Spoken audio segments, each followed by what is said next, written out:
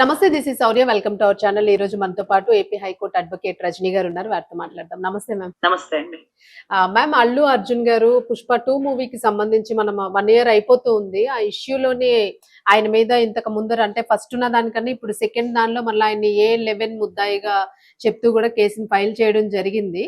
So ఇప్పుడు మళ్ళీ affidavit దాఖలు చేశారు అని చెప్పేసి మళ్ళీ అరెస్ట్ అయ్యే ఛాన్స్ ఉంది అని చెప్పేసి వార్త వినిపిస్తుంది. సో అట్లాంటి ఛాన్స్ ఉందా? అసలు కేసు ఏ స్టేజ్ లో ఉంది మ్యామ్? నమస్తే అమ్మా. ఇటువంటి కేసుల్లో మాక్సిమము తెలిసి జరిగినా తెలియక జరిగినా వారి వల్ల జరిగినటువంటి తప్పుకి, వారి సినిమా వల్ల కారణంగా జరిగినటువంటి తప్పుకి ఒక నిండు ప్రాణం పోయింది అనేది వాస్తవిక విషయం. సో దీంట్లో ఆయన ప్రత్యక్ష పాత్ర, పరోక్ష పాత్ర అనేది పార్ట్ ఆఫ్ ద ఇన్వెస్టిగేషన్ లో తెలుస్తారు.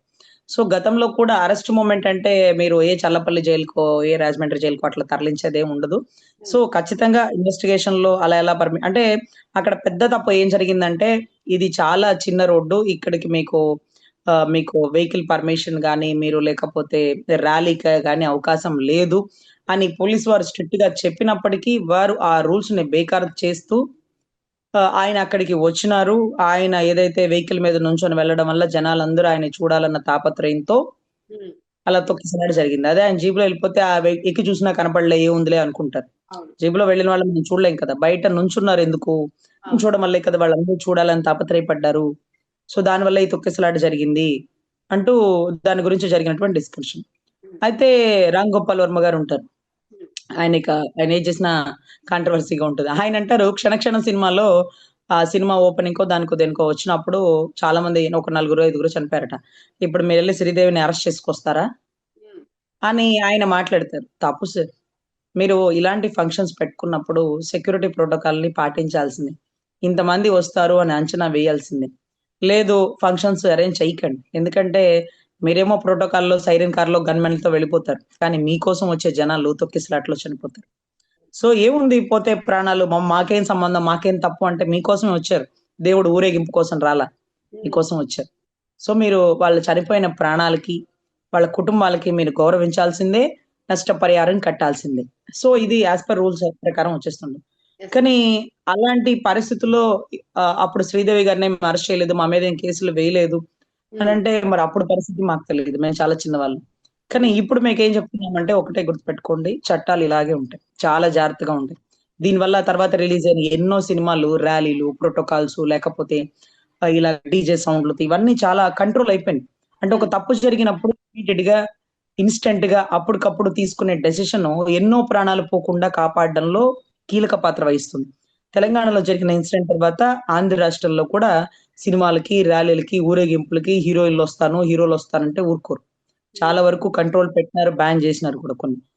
లేకపోతే ఒక బట్టల షాప్ ఊరేగింపుకే వచ్చేస్తారు. అమ్మా మీరు ఎక్కువ క్రౌడ్ ని పిలవకండి, తొక్కేసలాట్లో లాటరీ అని అదని ఇదని అంటే తొక్కేదారు జరుగుతాయి అంటారు.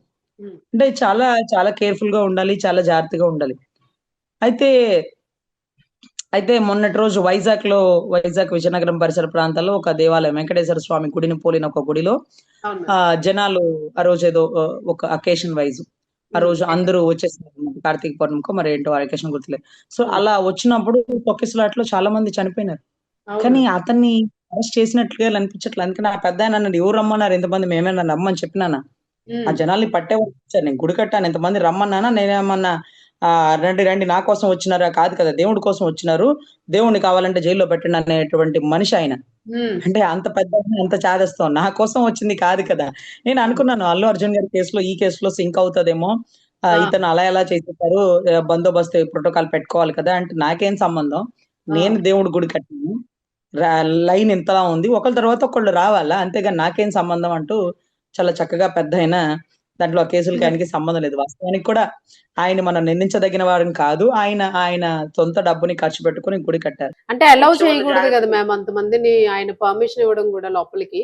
అదంటే ఆయన నా హ్యాండ్ ఓవర్ లో జరుగుతుంది అనుకున్నప్పుడు ఆయన ఇదిగోండి మరి భక్తులు వస్తారేమో, మీరు పోలీస్ ప్రొటెక్షన్ కి లేకపోతే పోలీస్ వాళ్ళకి అంటే నాకేం తెలుసు అంతమంది వస్తారని, నేనేమన్నా ఊహించినా, నేనేమన్నా బ్రహ్మంగారి కాలజ్ఞాన మనిషినా, నాకేమన్నా చరిత్ర ముందే తెలుసా అని ఇన్నిటికీ సమాధానం చెప్పగల సమర్థుడు ఆయన. సరే పెద్ద ఆయన ఏమి చేయగలమంటూ ఆ కుటుంబానికి ఏదో నష్టపరిహారం ఇచ్చారో మరేమో, మరి ఐడియా లేదన్న, అసలు వెలుగులోకి రాలా. అవును మ్యామ్, మళ్ళీ క్లోజ్ కేసు గురించి అసలు మళ్ళా ఎట్లాంటి మూమెంట్ లేదు అది. మనకి ఎప్పుడైనా మీడియానే ఒక మెసేజ్ ఇస్తుందండి. మీడియానే మనకి పబ్లిక్ కి ఏది జరిగిందో తెలియజేస్తుంది. ఆ ఇన్సిడెంట్ జరిగిందని తెలియజేసింది కానీ ఆ కుటుంబాలకి ఏమన్నా నష్టపరిహారం ఇచ్చినారా? అతని మీద ఏమన్నా యాక్షన్ తీసుకున్నారా? తర్వాత లేకపోతే ఆ గుడికి ఏమన్నా కొన్ని రూల్స్ పెట్టినారా? ఇవన్నీ కూడా ఏమి అంటే మనకేమి అక్కడికెళ్ళి మనం తెలుసుకోలేం కాబట్టి మీడియా చెప్తే తెలుసుకోవాలి. మీడియా ఏంటో ఒకసారి అగ్రెసివ్‌గా ఇచ్చేస్తుంది వాయిసు. ఒక్కొక్కసారి వాళ్ళేమన్నా పేమెంట్ ఇస్తే పక్కకెళ్ళిపోతుందేమో నాకైతే తెలీదు గానీ, అక్కడి నుంచి నెక్స్ట్ ఏంటో అనేది మనకు చెప్పరు. అదేదో జ్యోతి చిత్ర, సితార, శివరంజని డాన్స్ లాగా సగం చూపించి, సగం చూపించకన్నా నాకు నిజంగా నేను అక్కడి వాళ్ళకి ఫోను చేస్తా విజయనగరం వాళ్ళకి. ఆ కేసు కొంతే చూపించారు. తర్వాత ఏమైంది? తర్వాత ఏమైందని తెలుసుకోవాలని ఆతృత ఉంటది. ఎందుకంటే వాళ్ళేంటో హైలైట్ చేసేస్తారు. Exactly ma'am. ఆ లోపం అయితే ఉంది మీడియాలో, మేము కూడా ఒప్పుకోవాలి కొంతవరకు. అదే అంటున్నాను. అక్కడి దాకా హైలైట్ చేసేస్తారు. వాడు భయపడి ఇదిగో మీకు ఒక 5,00,000 ఇస్తున్నా, మీకు 10,00,000 ఇస్తున్నా, ఇది పక్కకు పెట్టేయండి అంటే పక్కకు పెట్టేస్తారేమో. కానీ ఈ జనాలకి నెక్స్ట్ ఏం జరుగుతుందో తెలుసుకోవాలన్న తాపత్రయం మాకుంటుంది. ఫస్ట్ 'బాహుబలి 1' తీసి 'బాహుబలి 2' తీయకపోతే ఎలాగా? నెక్స్ట్ ఏం జరుగుతుందో తెలుసుకోవాలి కదా! సో, అట్లాంటి పరిస్థితి మీడియాలో, జర్నలిజంలో జరుగుతూ ఉంటుంటుందండి. అన్ని చోట్ల కాదు, చాలా అరుదుగా. సో, ఇటువంటి ఇన్సిడెంట్‌లో ఇప్పుడు చూడండి 'పుష్ప 2లో' మళ్ళీ రెండోసారి ఆయన్ని పిలిపించినారని మీకొక సమాచారం వచ్చింది కాబట్టి మీరు నన్నడిగారు. నా ద్వారా పబ్లిక్ తెలిసింది. ఇది కూడా పార్ట్ ఆఫ్ ది ఇన్వెస్టిగేషన్ కానీ మీరంటున్నారు మళ్ళీ అరెస్ట్ అయ్యే అవకాశం ఉంటుందామని. అలా ఏమి ఉండదండి. అలా ఏమి ఉండదు. ఇన్వెస్టిగేషన్‌లో మీకు ఏ రోజు ఫోనొచ్చింది? మీకు పర్మిషన్ రాదన్నాక మళ్ళీ మీరు ఏ టైంకొచ్చారు? మిమ్మల్ని ఏమన్నా ప్రొవోక్ చేసారా? ఆ పోలీసులు అంతే అంటారులే నువ్వు రా నేను చూసుకుంటామని. ఆ! ఏదైనా కేసులో అయితే మేము చూసుకుంటాంలే నువ్వు రా క్రేజ్ తగ్గకూడదు. సినిమా ప్రమోషన్స్ పెంచడం కోసము అట్లా ఏమన్నా చేసినారా? ఇదంతా పార్ట్ ఆఫ్ ద ఇన్వెస్టిగేషన్‌లో అడుగుతారు కాబట్టి మళ్ళీ పిలుస్తుంటారు. సో, అంతేగాని జైలుకి పెట్టేసేయడం, లోపలేసేయడం అలాంటిది ఇలాంటి కేసుల్లో ఉండకపోవచ్చు. ఎందుకంటే లైక్ యాక్సిడెంట్ కేసులన్నమాట. మనం అనుకోకుండా జరిగిన ఘటన కింద లెక్కేస్తారు. కానీ దీంట్లో కీలక ఘట్టం ఏంటంటే పోలీసులు అనుకున్నారు. వద్దు సార్ చాలా చిన్న సందు. ఖచ్చితంగా పబ్లిక్ తొక్కిసలాట జరుగుతది. ఇబ్బంది జరుగుతది. వద్దు సార్ అని చెప్పినా కూడా మీరు ఆ వేలో ఎందుకొచ్చినారు? ఎందుకలాగా వెహికల్ కూర్చొని మీరు ఎగ్జిబిషన్ పెట్టినట్టు. మీకు కొన్ని డైలాగులు కొట్టడం. ఇప్పుడు ఆ డైలాగ్‌కి రాష్ట్రం అంతా అంటుకొని మంట సచ్చిపోతున్నాం. రప్ప, రప్ప, రప్ప, రప్ప అని. అర్రే! నిజంగా నాయకుడు అనలా. ఇప్పుడు రప్ప, రప్ప అంటే తప్పేముంది అది సినిమా డైలాగ్ కదా అన్నాడాయన. అతను. ఎవరైతే తెలియదు. రప్ప రప్ప అంటావా అంటారు. నేనెక్కడన్నాను సామి సినిమాలో పెట్టిన సీన్‌ని బాలీవుడ్ చెప్పినాడు. రప్ప రప్ప అంటే తప్పేముంది? రప్ప రప్ప అని చేస్తే కదా తప్పు. అంటే తప్పేంటి? అని ఈయనన్నారు. సో, ఇప్పుడు రాష్ట్ర మీడియాలో మొత్తం రప్ప రప్ప అంటున్న జగన్ నేనన్నానా? రాసినోడిని అడుగు సినిమా డైలాగు. ఆ ఫ్లెక్సీలు కట్టించుకున్న ఆ అభిమానిని అడుగు. వాడేమో ఫ్లెక్సీ కట్టించుకున్నాడు. వాడేమన్నా నేను రప్ప రప్ప చేస్తాను అన్నాడా? అసలు బెంగుళూరులో ఆటోలకు కూడా రప్ప రప్ప జగనన్న అంటూ కొటేషన్స్. సో, ఇట్లా జనాల్లోకి బాగా వెళ్ళిందండి. ఆ సినిమా డైలాగులు రాసే వాళ్ళననాల. ఏంటి సార్ ఇది మా రాష్ట్రం మొత్తం తన్నుకొస్తుంది మీ డైలాగ్‌తో. అప్పుడెవరో మాకు పవన్ కళ్యాణ్ గారి డైలాగులు ఎవడ్రా మిమ్మల్ని ఆపేది. కొన్ని కొటేషన్స్. తర్వాత తగ్గేదేలే అని కొన్ని కొటేషన్స్. అంటే ఒక హీరోని ఎలా గుర్తిస్తారు అంటే, ఇలా చూపిస్తే ఎన్టీఆర్ అనొచ్చిద్ది. ఇలా చూపిస్తే ఏఎన్నార్ అనొచ్చిద్ది. లేకపోతే చొక్కా అలా వెనక్కి విసిరేస్తే చిరంజీవి గ్యాంగ్ లీడర్ అనొచ్చిద్ది. ఇలా పెట్టుకుంటే పవన్ కళ్యాణ్ అనొచ్చిద్ది. అలా కొన్ని డైలాగ్స్ అలా అలవాటు చేసేసినారు. మనము చిన్న ఆటల్లో సినిమా పేర్లు చెప్పడానికి చెప్పు చెప్పు ఏ హీరోది? ఏ హీరోది అని చెప్పు అంటారు. అప్పుడు మాకు చిన్నప్పుడు చూసినాం ఒక్కొక్క సినిమా ఇది దాంట్లో చెప్పడానికి 2, 3 బటన్స్ తీసేసేవాడు. ఎవడ్రా బటన్స్ తీసేసింది ఎవరంటే, శోభన్ బాబు. లేకపోతే ఇదిగో ఇలా చూపిస్తే ఎన్టీఆర్ అలా కొన్ని ఉండేవి. చిరంజీవి గారికైతే ఎప్పుడు ఇలా వెనకేసేస్తారు.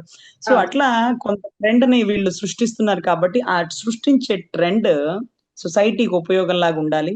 పిల్లల్ని ప్రొవోక్ చేసేదిలాగా ఉండకూడదు అని కొంత వాదన. ఇంకా అది కూడా వాళ్ళ డైలాగులు 'పరశూరి' గారి డైలాగ్స్ వాళ్ళిష్టం. 'బోయపాటి' గారి డైలాగులు వాళ్ళిష్టం. మనమేమి చెప్పలేము. ప్రతి దాంట్లో మా స్వేచ్ఛ మాకు లేదా? మేము రాసినాము. మేము తప్ప నరకమన్నామా అంటారు. సో, ఇక్కడ కూడా పార్ట్ ఆఫ్ ది ఇన్వెస్టిగేషన్‌లోనే మళ్ళీ అల్లు అర్జున్ గారిని పిలుస్తున్నారండి. ఎనీవే ఇలాంటివి రిపీట్ కాకూడదు. ఎక్కడ ప్రాణ నష్టం జరగకూడదు. కొంతమంది 'పుష్పని' సపోర్ట్ చేసే వాళ్ళుంటారు. కొంతమంది ఎందుకమ్మా తొక్కిసలాటలో ఆడపిల్లలు పని పాట లేదు. మీరు ఫస్ట్ రోజు సినిమాలకి పోవాలా? అని ఇలా 2 యాంగిల్ ఉంటది. ఎప్పుడు కూడా ఎన్ని చోట్ల చూసినా నాకు చాలా మంది ఎందుకమ్మా ఆడపిల్లలు పిల్లల్నేసుకొని అక్కడికి పోవడం. ఫస్ట్ రోజు సినిమా చూడక చచ్చిపోతామా? 10 రోజో, 11 రోజు చూడొద్దా? పోయి తొక్కిసలాట జరిగిద్దా అంటే జరగదా అక్కడ? జరుగుతదనే కదా పిల్లల్ని ఫస్ట్ రోజు సినిమాలకి మనకైనా సరే, ఏ రోజు మా అన్నలు ఫస్ట్ రోజు టికెట్ కొనుక్కునే నాన్న నన్ను తీసుకెళ్ళ నాన్న చిరంజీవి సినిమా అన్న చిరంజీవి సినిమా ఫస్ట్ రోజు అంతా జనాలు ఉంటారు, అల్లరి ఉంటుంది, ఇప్పుడు కాదు మీరు ఆగండి అంటారు. ఉమ్, మాకు అంత ప్రోటోకాల్ ఇచ్చి మమ్మల్ని తీసుకెళ్లేది ఇంట్లో కుటుంబ సభ్యులు కూడా ఎవరు రిస్క్ చేయరు. ఎందుకంటే ఉమ్, ఇలాంటివి జరుగుతుంది అనేసి. అదే మగవాళ్ళు అనుకో ఒకరికొకరు తొక్కిసలాట్లో ఏమీ కాకుండా వాళ్ళు మనం సెక్యూర్ చేసుకోగలరు. ఉమ్, లేదా ఒకవేళ అయినా సరే వాళ్ళు ఏమనుకుంటారు, మాకు మేము అన్నిటికీ సిద్ధమై వచ్చినామంటారు, మీరు మాత్రం రాకండి అంటారు. అవును. సో సో అటువంటి పరిస్థితులు ఆన్లైన్ టికెట్స్ పెట్టేస్తున్నారు. కానీ ఒకప్పుడైతే నైట్ నుంచి క్యూ లైన్ లో ఉండేవాళ్ళు.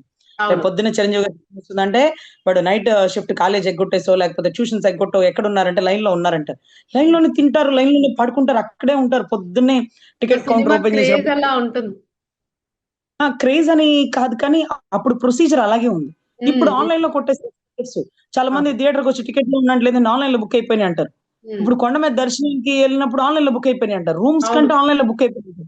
కొంత టెక్నాలజీ సభ్య సమాజానికి తెలియట్లా. మొన్న ఈ మధ్య కేరళ నుంచి లేకపోతే చెన్నై నుంచి వచ్చిన కొంతమంది భక్తులు అయ్యా రూమ్ కావాలంటే ఆన్లైన్ లో బుక్ చేసుకోవాలండి, ఉమ్, పేమెంట్ కావాలంటే ఆన్లైన్ లో ఉందా, మాకు ఫోన్ లో డబ్బులు అది ఉండదు, మరి అవును. ఎట్లయ్యా అని అడిగినప్పుడు నేను అట్లా కాదు బామ్మ మాకు ఇవ్వండి నేను చేస్తానని చెప్పి నేను అప్పుడు ఆన్లైన్ లో రూమ్ బుక్ చేసి ఆన్లైన్ లో ఏదైతే దర్శనానికి సంబంధించిన రూమ్ ఉదే ఇంకొకటి ఏదో ఆన్లైన్ లో ఆవిడ ఆవిడ ఏంటంటే గుడి చుట్టూ ప్రదక్షిణ గుడి చుట్టూ ప్రదక్షిణ గిరిప్రదక్షిణ. చేయడానికి కూడా ఆన్లైన్ లో. సో ఆ అంగ ప్రదక్షిణ కూడా ఆన్లైన్ లో కావాలంటే అప్పుడు బుక్ చేస్తున్నాం. అంటే కొంత టెక్నాలజీ వాళ్ళకి తెలియట్లా. తెలీదు. సో అవును దీనికి అందరికి. సంబంధించిన సమాచారం అందించే వాళ్ళు ఉండాలి, గైడెన్స్ ఇచ్చే వాళ్ళు కూడా ఉండాలండి. టెక్నాలజీని బట్టి అందరూ మారిపోవాలంటే అవదు. ఈ రోజుకి నాకు ఆన్లైన్ లో టికెట్ బుక్ చేయడాలు ఇవన్నీ రావు. మా పాప బుక్ చేసేది. సో ఉమ్. అక్కడ ఎవరికో అవసరం అయితే నేను ఇంకొకళ్ళని పిలిపించి ఇదిగో ఈ బామ్మకు తెలీదు మీరు బుక్ చేయండి అంటే మీరు బుక్ చేయొచ్చు కంటే నాకు కూడా రాదు సార్, ఐఎమ్ నంబర్ ఓపెన్లీ వల్ల నాకు కూడా రాదు రాదంటే. సార్. అవును. అదే ఇంకా అంటే అన్ని నేర్చుకునే మైండ్ లో చిన్న చిన్న చిప్ ఉంటది. దాంట్లో అవును. అన్ని పెట్టేయకూడదు. పుస్తకాలు చదవడం అలవాటైన మేము ప్రతిరోజు గూగుల్‌లో సెర్చ్ చేయలేము. ఒక అవును. వర్డ్ కి మీనింగ్ కోసం డిక్షనరీ అంతా వెతికే మేము గూగుల్‌లో 2 నిమిషాలు చెప్పేస్తుంటే అంతవరకు నేర్చుకుని ఉన్నాం. కానీ అంతకు మించి ఇక టెక్నాలజీ రాట్ల. అవును. సో దయచేసి ఇటువంటి దాంట్లో సినిమా వాళ్ళు ప్రజల ప్రాణాల్ని కూడా మీరు గుర్తించాల్సిందే. వాళ్ళ ఉమ్, గురించి మీరు ఆలోచించాల్సిందే. సో, ఖచ్చితంగా ఇలాంటి విషయాల్లో ప్రోటోకాల్‌లో పోలీసులతో సహకరించండి. ఎక్కడ ప్రాణ నష్టం జరగనీకుండా చూడండి. ఇక్కడ ఇతనికి ఎందుకు ఇంత స్ట్రిక్ట్‌గా తీసుకున్నారంటే మిగతా ఏ యాక్టర్ కూడా ఇలాంటి వాటికి జరుగుతుంది. ఇక సిద్ధం అవ్వకూడదు. చాలా జాగ్రత్తగా ఉండాలి. అరే చూడరా 'పుష్ప 2'లో ఎదుర్కొన్న సమస్యలు. రేపు మళ్ళీ ఇంకో సినిమా రిలీజ్ అయింది. ఇలాంటి పనులు చేయకండి. అక్కడ తొక్కిసలాట జరిగి ప్రాణం పోయింది కదా! సినిమా హిట్టో, ఫట్టో ఒక కుటుంబం లాస్ అవుతదేమో, ఒక అవును. 100 మంది లాస్ అవుతారేమో, ఇక్కడ ప్రాణాలే పోతున్నాయి కదా! సో, మీరు ఎక్స్‌పోజ్ చేసినో మీరు ట్రైలర్ రిలీజ్ చేసినప్పుడో సినిమా చూడరండి. కంటెంట్ బావుంటేనే సినిమా చూస్తారు. చిన్న చిన్న అవును. సినిమాలు కూడా 100 డేస్ ఫంక్షన్ ఎందుకు అవుతదంటే కంటెంట్ రీచ్ అవుతది. అవును. కంటెంట్ రీచ్ అవుతది. కంటెంట్ హత్తుకుంటది. కంటెంట్‌కి అన్నిటి పర్యంతంగా ఎమోషనల్ తీసుకెళ్తది. ఉమ్, సో, పెద్ద పెద్ద హీరోల సినిమాలు అందుకే ఫ్లాప్ అవుతుంటాయి. చిన్న చిన్న హీరోల సినిమాలు అందుకే హిట్ అవుతుంటాయి. Depend upon the content. అవును. కంటెంట్ బట్టి పెద్ద హీరో అనంగానే అన్ని చూడాలని లేదుండండి. కొన్ని కొన్ని సినిమాలు టక్‌మని పోతుంటాయి. వచ్చిన ఉమ్, వెంటనే. మన ఫ్లెక్సీలు కట్టినంత వేస్ట్ అవుతది.